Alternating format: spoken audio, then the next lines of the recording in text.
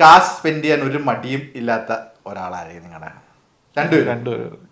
അതായത് അതാണ് അത് ചുമ്മാ അങ്ങനെ എടുത്ത് ഇതാക്കുമെന്നല്ല, നമുക്ക് അത്രയ്ക്ക് വേണം, അത് അത്രയ്ക്ക് സംഭവമാണ്, അത് വേണ്ടതാണെന്നുണ്ടെങ്കിൽ അതിന്റെ എമൗണ്ട് എന്നുള്ളൊരു പ്രോബ്ലം ആക്കത്തില്ല.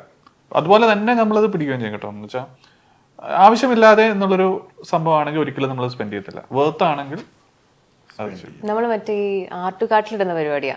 ഇപ്പൊ എനിക്ക് ഇന്നൊരു സാധനം വേണമെങ്കിൽ ഞാൻ എൻ്റെ മൈൻഡിൽ ആർട്ട് കാർട്ടിലിടും. എന്നിട്ട് അപ്പൊ 2 ദിവസം കഴിയുമ്പോൾ അത് ആവശ്യം ഉണ്ടെങ്കിൽ നമ്മൾ മേടിച്ചാൽ മതി.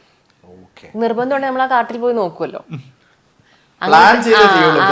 അങ്ങനത്തെ ഒരു സ്വഭാവം ഉണ്ട്. അത് 2 പേർക്കും ഉണ്ട്. ഈ സാമ്പത്തിക കാര്യത്തിൽ ഭയങ്കര അച്ചടക്കമുള്ളതാണെന്ന് തോന്നുന്നു നിങ്ങൾ രണ്ടുപേരും. അത് ഈ ചെറുപ്പത്തിലേ നമ്മൾ ഇങ്ങനത്തെ ഒരു വന്നതുകൊണ്ട് നമുക്ക് ഓരോ പെന്നിയും നമുക്ക് ഭയങ്കര ഇമ്പോർട്ടൻ്റ് ആണ്. നമ്മൾ അത്രയും ബുദ്ധിമുട്ടിയാണ് നമ്മൾ അത് ഉണ്ടാക്കുന്നത്. അപ്പം അത് ചിലവാക്കുമ്പോഴും നമ്മൾ സൂക്ഷിച്ചേ ചെയ്യത്തുള്ളൂ. അത് മാത്രമേ ഉള്ളൂ. എന്ന് വെച്ചാൽ ഭയങ്കര പിശുക്കറൊന്നുമല്ല. ചില സമയത്ത് ഞാൻ പിടിക്കുക, എന്താണിത് മലവെള്ളപ്പാച്ചിൽ ഒന്ന് പിടിക്കണമെന്ന് പറയും ഞാൻ ഇടയ്ക്ക് ആ ചിലവാക്കണ കാണുമ്പോഴത്തേക്കും. അതുപോലെ തിരിച്ചും പറയും കേട്ടോ. എൻ്റെ അമ്മയാണ് അതിൻ്റെ മെയിൻ ആള്. എന്താടി ഇതിൻ്റെ ഉദ്ദേശം എബി മേടിച്ചു തന്നൊരു സർപ്രൈസ്. ഈ സർപ്രൈസ് കൊടുക്കുന്ന കൂട്ടത്തിൽ നിങ്ങൾ അങ്ങോട്ടും ഇങ്ങോട്ടും സർപ്രൈസ് കൊടുക്കാറുണ്ടോ? പറഞ്ഞോ.